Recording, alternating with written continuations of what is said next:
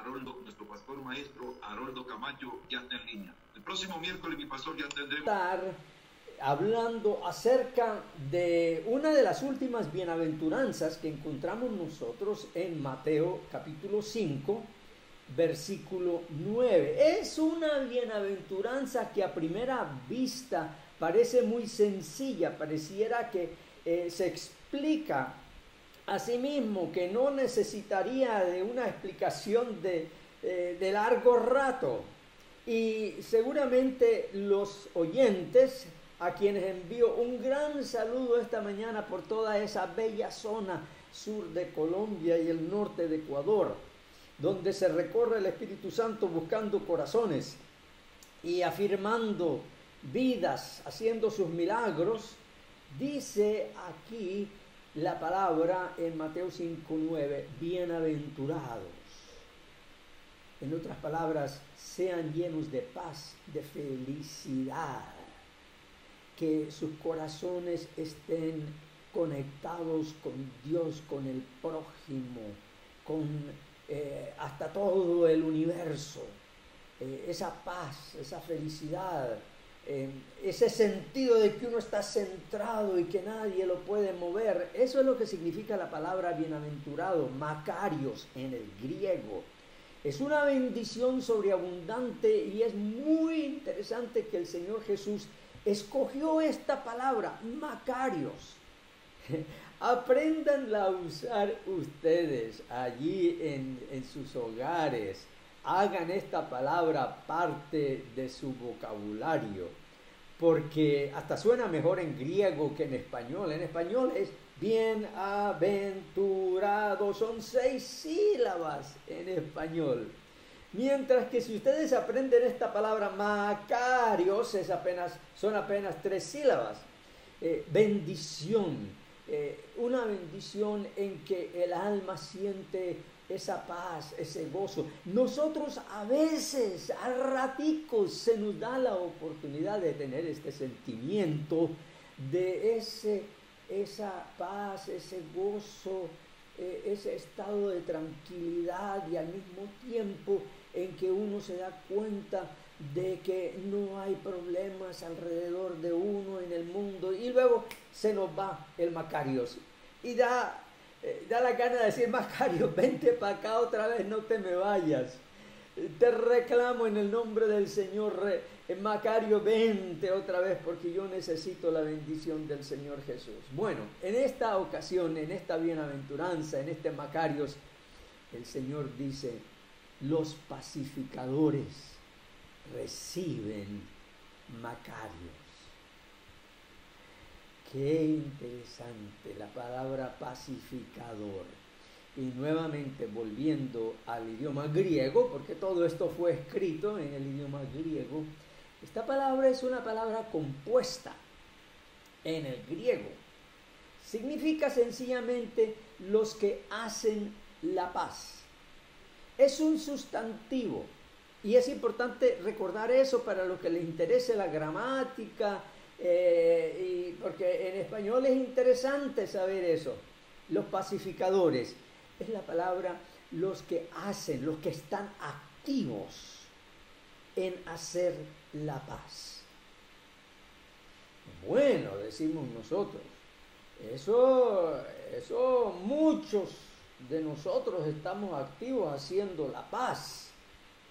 Inclusive acá en Colombia hemos hablado de todo un proceso de paz en que muchos estuvieron activos haciendo la paz. Seguramente se refiere a ellos. Pero es el momento de profundizar un poco más. Es el momento de zambullirnos un poco más. Y a todos, especialmente los pastores y los hermanos, y aquellas personas que, aunque no sean creyentes, son académicos, tienen una mente que les gusta la investigación.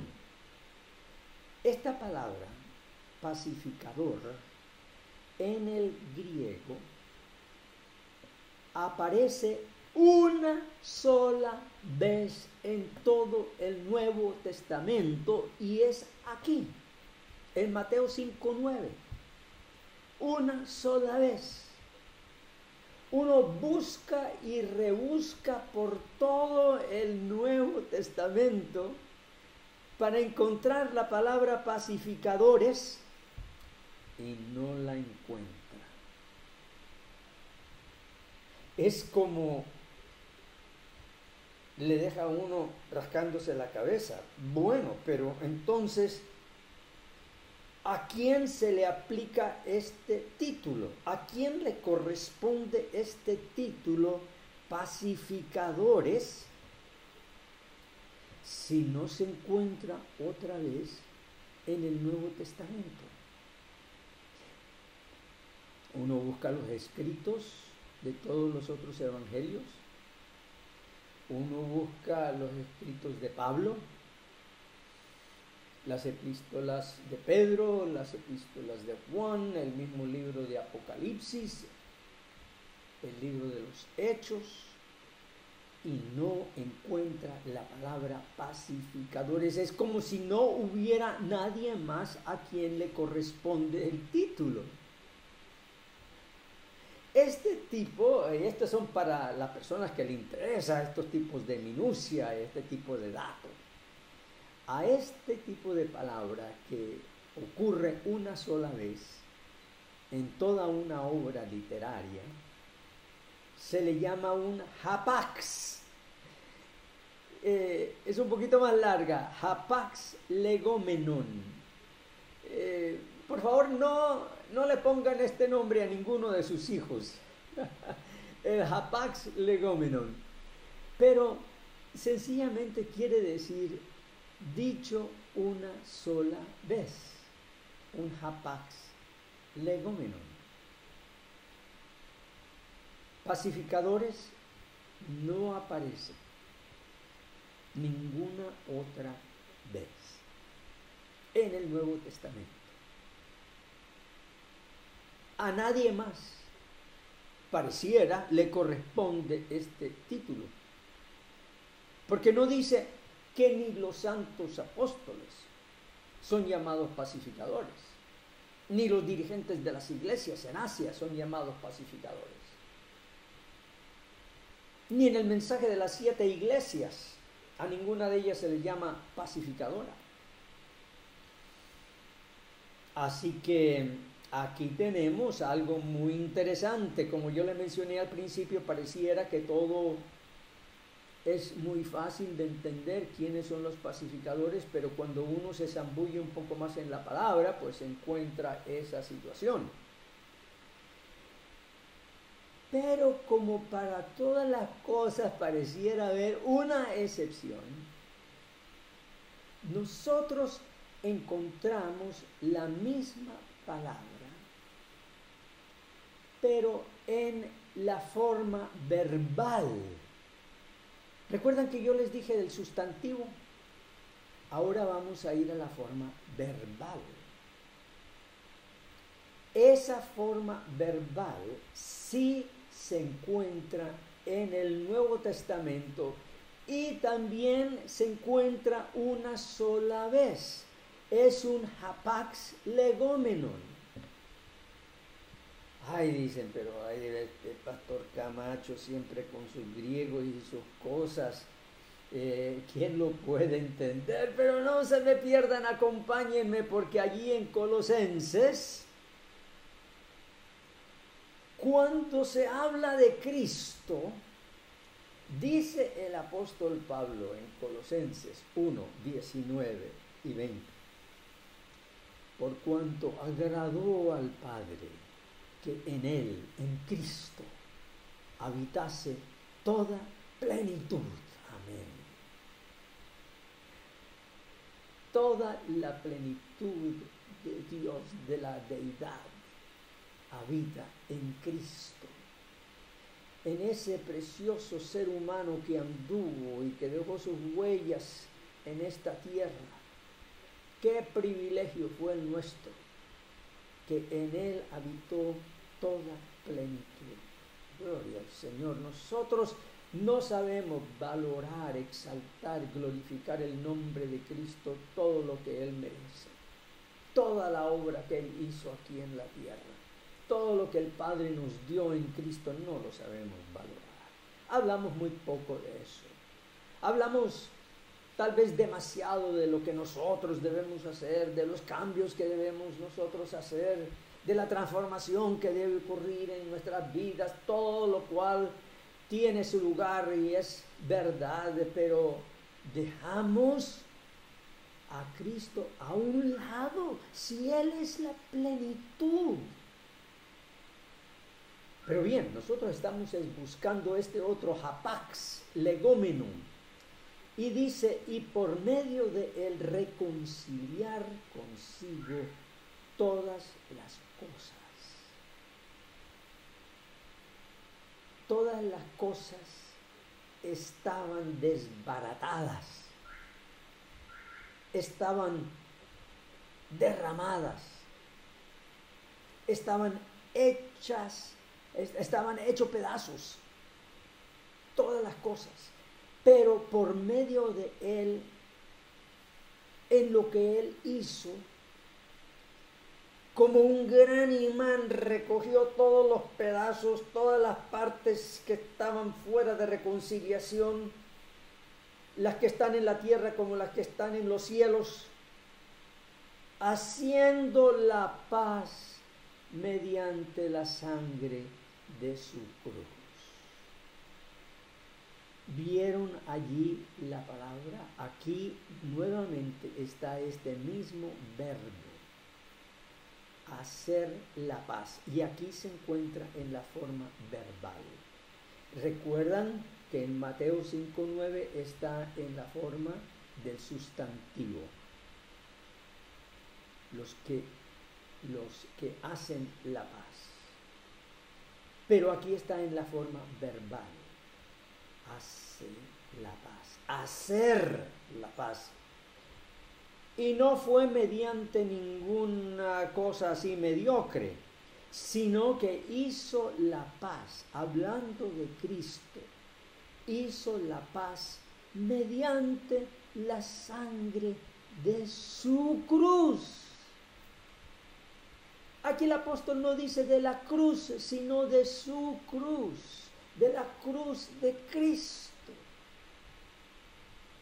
Esa cruz fue el gran imán que recoge todas las partes que estaban todas desparramadas por toda la tierra y en el universo, y en la sangre de su cruz Él reúne todas las cosas y las reconcilia, las vuelve a poner en su lugar original. Alabado sea el Señor. Y una de esas partes que estaba todas desparramadas tiene tu nombre. Tú eres una de esas fichas que andaba desparramada.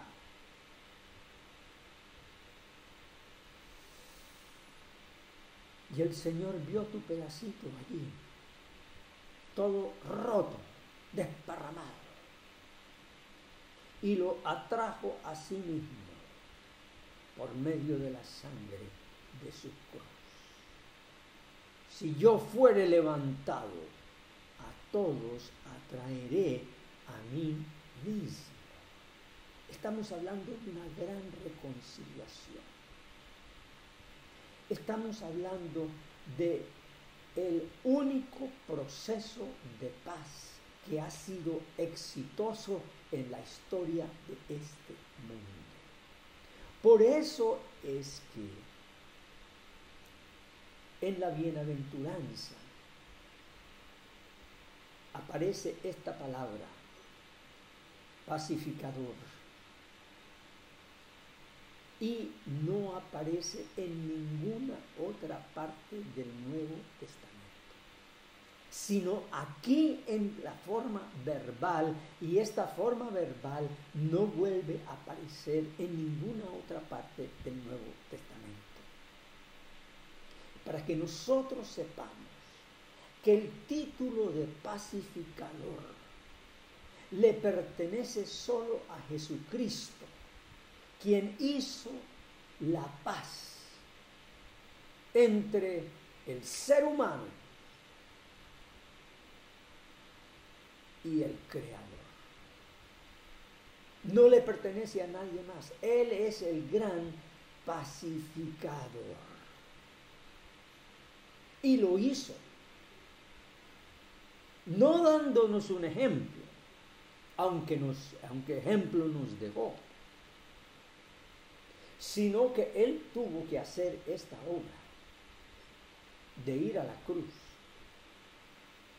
y allí hacerse pecado por ti y por mí. Y en su santo cuerpo nos puso. Y en esa obra misteriosa destruyó nuestro pecado.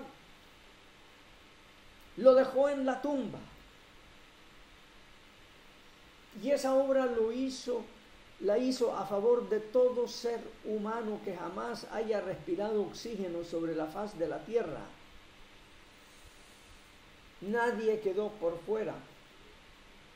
Dice, todas las cosas fueron reconciliadas por medio de la sangre de su cruz, su sangre. Así que nosotros vemos que en esta bienaventuranza, bienaventurados los pacificadores, porque ellos serán llamados hijos de Dios. Vean ustedes esa expresión allí, hijos de Dios. Ustedes recuerdan lo que dice la palabra. Y voy a citar ahora aquí al Evangelio según San Marcos, capítulo 15, versículos 35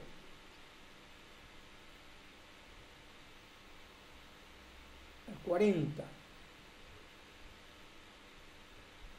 Cuando Jesús gritó, Elí, Elí, lama sabactani.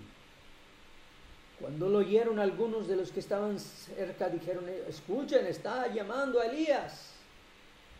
Un hombre corrió, empapó una esponja en vinagre, la puso en una caña y se la ofreció a Jesús para que bebiera. Déjenlo a ver si viene Elías a bajarlo, dijo. Entonces Jesús, lanzando un fuerte grito, expiró. Y San Juan nos dice cuál fue ese fuerte grito. Nos dice que el grito consumado es. Es decir, la paz. Se hizo la paz. ¿A qué gran costo se hizo la paz? Entre Dios y la humanidad. Y dice que la cortina del santuario del templo se rasgó en dos, de arriba abajo. Y el centurión que estaba frente a Jesús, al oír el grito y ver cómo murió, dijo, verdaderamente este hombre era el Hijo de Dios. Y la bienaventuranza nos dice, bienaventurados los pacificadores, porque ellos serán llamados hijos de Dios. Así que aquí cuando Jesús expira, viene este centurión, viene este gentil, esta persona que era pagano, que los romanos adoraban a sus dioses, a sus ídolos. Pero él, en ese momento, viendo con sus propios ojos a este santo hombre colgando de la cruz,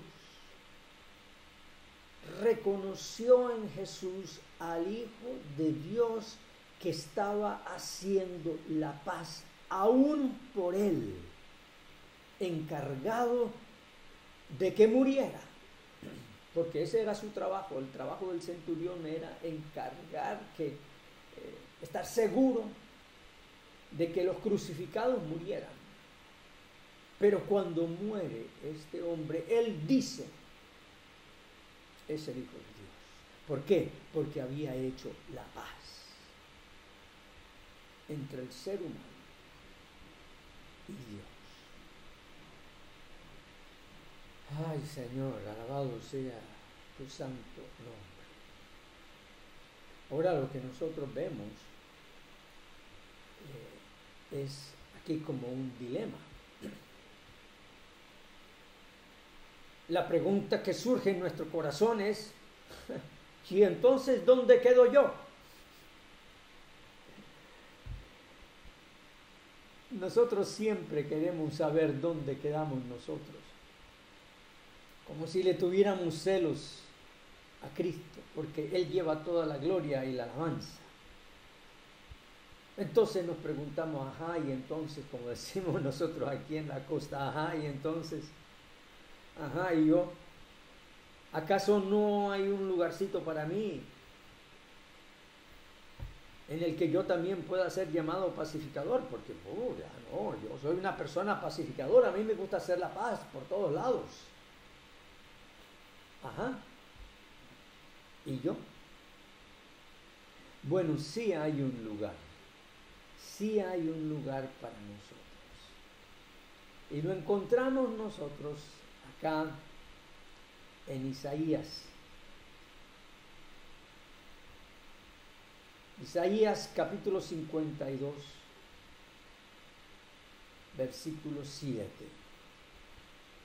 donde dice la palabra: cuán hermosos son sobre los montes los pies del que trae alegres nuevas, del que anuncia la paz, del que trae nuevas del bien, del que publica salvación, del que dice a Sión, tu Dios reina. Aquí está el lugar para nosotros. Anunciamos la paz que Él hizo por medio de su sangre en su cruz. Cuando nosotros anunciamos la paz que Cristo hizo, entonces también nos cae a nosotros el título de pacificadores. Nos cae la bienaventuranza, esa bienaventuranza de Macario. ¿Ven cómo la palabra une todos los pedazos también? Porque en la obra de Cristo también se reconcilia todo lo que es la obra de Dios. Así que hay un lugar para ti y hay un lugar para mí en la bienaventuranza. Aunque se relaciona solamente a una persona, aquella persona que hizo la paz en su cruz. Nosotros, cuando proclamamos, anunciamos, enseñamos la obra de Cristo, al dar su vida por el más indigno pecador, por la persona que necesitaba más reconciliación. Por eso nadie que escucha esta mañana puede decir, yo estoy muy lejos de Dios para ser reconciliado. No, yo he cometido muchos y grandes pecados, para mí no hay esperanza. No, no creas eso, es una mentira del diablo que te quiere ver perdido. Pero la palabra nos dice que estando tú y yo muertos en nuestros delitos y pecados, el Señor hizo la paz. Y luego, cuando tú confiesas el nombre del Señor Jesús y dices, Señor Jesús, yo quiero que tú seas mi paz, porque yo estoy cansado de buscar la paz con Dios con mis propios esfuerzos. Yo voy a la iglesia, yo hago esto, yo hago lo otro. Decimos como el fariseo, yo ayuno, yo doy a los pobres, yo hago todo tipo de buenas cosas y todavía no encuentro la paz. Esa fue la experiencia del gran reformador Martín Lutero cuando estaba en el convento. como monje, no encontraba la paz.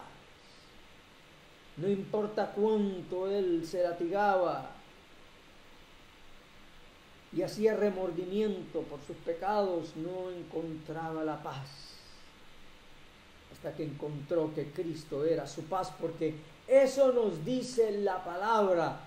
La palabra nos dice, porque Él es nuestra paz. Efesios 2:14, Él es nuestra paz. No busques encontrar la paz con Dios fuera de su obra en la cruz. Porque lo que Dios requiere de ti para hacer las paces con Él es muy grande, es tu muerte y muerte eterna. Porque el pecado nos ha destituido de la gloria de Dios y solo merecemos condenación, rechazo por nuestros pecados. Pero Él es nuestra paz. Tú no podías hacer la paz, así que Dios nos envió a su Hijo. Y cada paso de su vida desde la infancia fue un paso de paz. Por eso los ángeles, cuando dieron el anuncio a los pastores, allí en las colinas de Belén, dijeron: gloria a Dios en las alturas y en la tierra paz. ¿Por qué? Porque en el pesebre estaba la paz. En ese infante del pesebre estaba la paz que Dios había enviado al mundo. Qué privilegio de esa jovencita, de esa niña María, de tener a la paz de Dios en su propio pecho, del viejo José, de llevar al niño de la mano. Él llevaba a la paz de Dios de la mano, cuidándolo, protegiéndolo, también cargándolo. ¿Cuántas veces no habrá llevado José a Jesús de niño en sus hombros, como todo buen padre? Así que el Señor a cada paso de su vida fue nuestra paz. Y vino el diablo y trató de quitarle su paz. Toda su vida fue un conflicto. Y el conflicto fue quitarle ese título de pacificador a Cristo.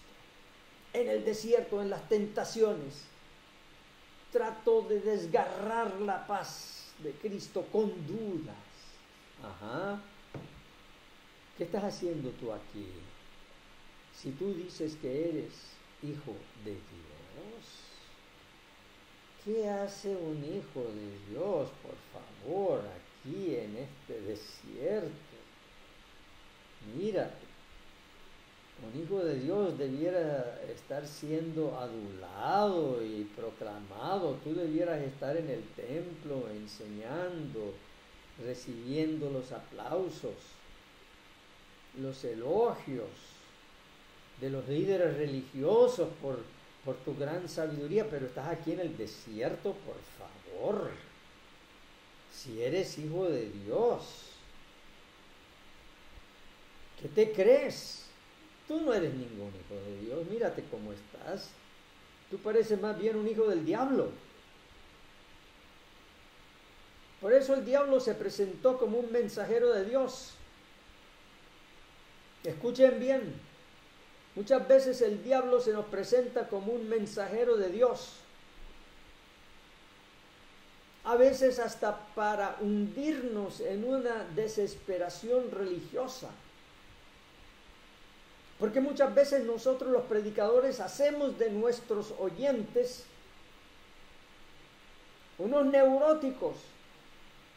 Los llenamos de intranquilidad en vez de infundir la paz del Señor sobre ellos. Con tantos reglamentos y tantas cosas que, como dijo el Señor Jesús, ni nosotros mismos las podemos cumplir. Pero si proclamamos paz, en Él encontramos paz y vivimos en paz, como vamos a ver un poco más adelante. Así que no hay paz con Dios fuera de lo que Cristo hizo en la cruz por medio de su sangre. Su cruz.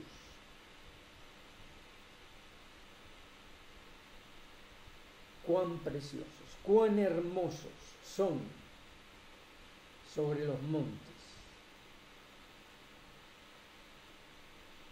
los que traen alegres nuevas, los que anuncian la paz, los que traen nuevas del bien, los que publican salvación. El mismo profeta Isaías, en el capítulo 26, versículo 3, tiene esa preciosa promesa. Tú guardarás en completa paz aquel cuyo pensamiento en ti persevera, porque en ti ha confiado. Yo recuerdo cuando mi abuelita me enseñaba este versículo de memoria. Mi abuelita, analfabeta, se enseñó a leer de la Biblia. Ella tenía unos enormes espejuelos gruesos y acercaba su Biblia así y la leía con los labios para poder pronunciarla. Me decía, mijito, ven acá, repite. Tú guardarás en completa paz aquel cuyo pensamiento en ti persevera. Y yo de chiquito apenas sabía qué significaban esas palabras. Aquel cuyo pensamiento en ti persevera, porque en ti ha confiado. Y yo repetía, tú guardarás en completa paz aquel cuyo pensamiento en ti persevera, porque en ti ha confiado. Y allí está hablando de esa paz que hizo el Señor Jesús por nosotros. Cuando nuestros pensamientos perseveran en lo que Él hizo en la cruz, somos guardados en completa paz, porque confiamos en lo que Él ha hecho por nosotros. No confiamos en nuestras propias obras, porque siempre son defectuosas, incompletas. Una obra defectuosa, una obra incompleta, por más grande que sea, te acusa a ti de haber hecho las cosas mal. Pero la obra de Cristo por tu salvación fue perfecta, entera, total. Y no solo por ti, sino por toda la humanidad.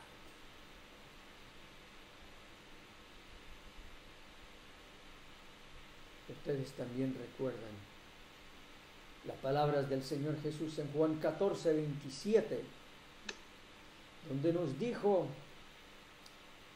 la paz os dejo, mi paz os doy. Yo no os la doy como el mundo la da. No se turbe vuestro corazón, ni tenga miedo.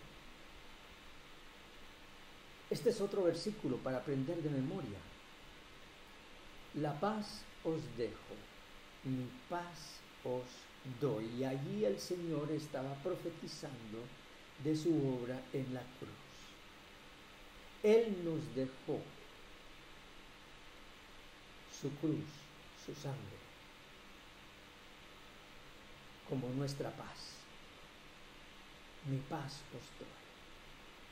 No creas que tus pecados son muy poquitos, son muy pequeños, que son pecadillos. Hay algunos que están conscientes que sí, sus pecados son grandes y se avergüenzan de haber cometido tan grandes, horribles cosas. Y ustedes que me están escuchando, tal vez entre algunos de ustedes tienen esa convicción de que sus manos tomaron la vida de alguien, de una persona inocente, de que robaron, de que destruyeron, de que causaron mucho dolor. ¿Me están escuchando? Pero para usted también es esa paz de Dios. La palabra dice, el que confesare sus pecados. Dios es fiel y justo para perdonar sus pecados y limpiarlos de toda maldad. Pero aquí volviendo a Juan 14:27, dice, la paz os dejo, mi paz os doy, yo no os la doy como el mundo la da. Allí hay mucha sabiduría, porque en un proceso de paz, como el que vivimos nosotros aquí en Colombia, hay un mediador, hay un enviado, hay un emisario de paz, que va a una parte y le dice, mira, ¿qué necesitas tú para hacer las paces con la otra parte? Bueno, yo necesito esto, necesito aquello, necesito lo otro. Entonces va a la otra persona y te dice, ¿y qué necesitas tú para hacer la paz? ¿Qué condiciones pones tú? No, yo pongo esta y otra condición. Bueno, vamos a ver si el otro lado las acepta. Y así van y vienen. Esa es la paz según el mundo la da. Y finalmente nadie queda contento con ese tipo de paz. Así que Dios en ningún momento viene y te pide a ti, mira, vamos a hacer un trato de paz. Tú cumples con estas condiciones y yo te doy la paz. Y yo voy a hacer estas concesiones. No voy a mirar ciertos pecados para que entonces tengamos paz. No. La paz tuvo que hacerse en cuerpo ajeno. Es una paz unilateral. En el cuerpo de Cristo se hizo nuestra paz. Y esa paz es para todos. Por eso mencioné yo que hay algunos que están conscientes de grandes y graves y horribles pecados, que tienen sangre en sus manos.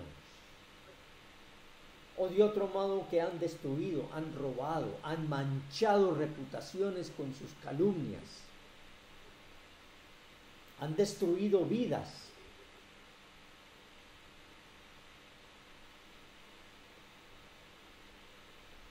Tal vez han tomado la vida de un feto, de un inocente, de un no nacido. Y hay mujeres que llevan esta intranquilidad toda su vida. Pues en Cristo puedes encontrar la paz. Cristo también murió por ese pecado. Y pecado es. Pero Cristo murió en la cruz llevando tu pecado. Y ese niño que perdiste será redimido y te será entregado. Alabado sea el Señor. Tienes paz. Así que los creyentes que presuntamente han dejado todo pecado y viven una vida en santidad, viven una vida recta, que recibe los elogios de los hombres. Ay, hermano, yo quisiera ser como usted. Por favor, no le diga ese veneno. Pero lo decimos, ay, yo quisiera vivir una vida tan ejemplar. Y los pastores especialmente nos comemos ese dulcecito. Ay, pastor, qué linda predicación, me tocó el corazón, usted es un hombre de Dios. Ay, su familia debe estar tan contenta con usted, pastor. No nos comamos ese veneno, porque cada cual conoce su corazón, que es perverso más que todas las cosas, y quién lo conocerá. Nuestros pecadillos, nuestros pequeños pecados, los pecados de la mente, los pecados de la lujuria, los pecados de la ira, los pecados de la hipocresía, los pecados de acusar a otros con nuestros propios pensamientos, también son guerra contra Dios. Es que nosotros vivimos en un constante estado de guerra contra Dios. Nuestra naturaleza pecaminosa es una naturaleza de guerra. Vean ustedes a ese niño chiquito de meses cuando se enoja, cuando pega esos gritos, cuando no le ponen la comida en la boca a tiempo, esos gritos que pega, cómo mueve los brazos como queriendo pelear. Nosotros nacemos con ese espíritu guerrero. Y muchas veces nosotros aceptamos como cristianos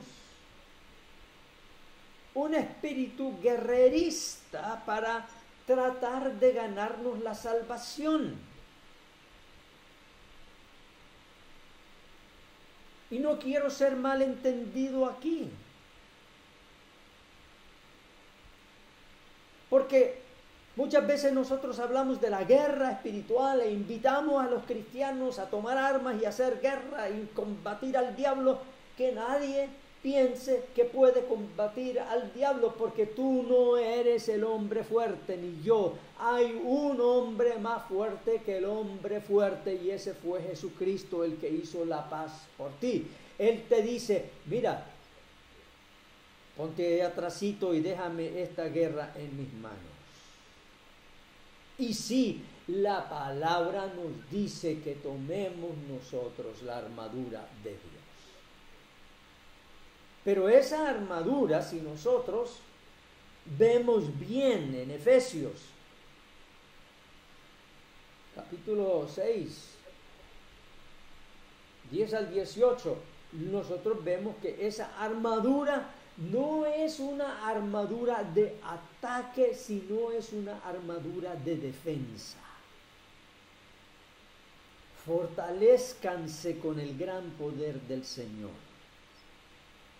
Pónganse toda la armadura de Dios para que puedan resistir, hacer frente a las artimañas del diablo. Son posiciones de defensa, porque nuestra lucha no es contra seres humanos, sino contra poderes, contra autoridades, contra potestades que dominan este mundo de tinieblas, contra fuerzas espirituales malignas en las regiones celestiales. Por lo tanto, pónganse toda la armadura de Dios para que cuando llegue el día malo puedan resistir hasta el fin con firmeza. Ahí está nuevamente la postura de defensa. Manténganse firmes, ceñidos con el cinturón de la verdad, protegidos por la coraza de justicia, la coraza de la justicia de Cristo que nos cubre, y calzados con la disposición de proclamar el evangelio de la paz. Alabado sea el Señor. No es el evangelio de la guerra. El Señor Jesús no te ha llamado a ti a proclamar el evangelio de la guerra. Pero muchas veces nosotros proclamamos el evangelio de la guerra. No es el evangelio de la paz. De la paz que Él hizo a nuestro favor en su cruz. Además de todo esto, tomen el escudo de la fe, nuevamente una arma de defensa, con el cual pueden apagar todas las flechas encendidas del maligno. Nuevamente, defensa. Tomen el casco de la salvación y la espada del Espíritu, que es la palabra de Dios. Y esa espada del Espíritu es la espada que Jesús usó allí en el desierto contra el maligno, diciendo: escrito está, al Señor adorarás y a Él solo servirás. Así que sí, nosotros nos vestimos con la armadura de Dios, pero es para defender la salvación que el Señor nos ha dado. Y parte de esa armadura es tener los pies calzados con el Evangelio de Dios. El Evangelio de la paz. Así que ahora nosotros volvemos a la bienaventuranza, Macarios. Felicidad, paz, contentamiento para todos los pacificadores, los que anuncian la paz que Cristo ya ganó por nosotros. Es la única manera como este título de pacificador que encontramos en la bienaventuranza se puede relacionar a nosotros cuando nosotros anunciamos la paz que Él hizo por medio de su sangre en la cruz, porque Él es nuestra paz y no hay otra. Así que esta mañana, Macarios, a los que anuncian la paz, a los pacificadores, a los que confiesan el nombre del Señor Jesús para recibir esa paz, la paz que es más que un sentimiento en el corazón. La paz es una confianza que Cristo ya es nuestra paz.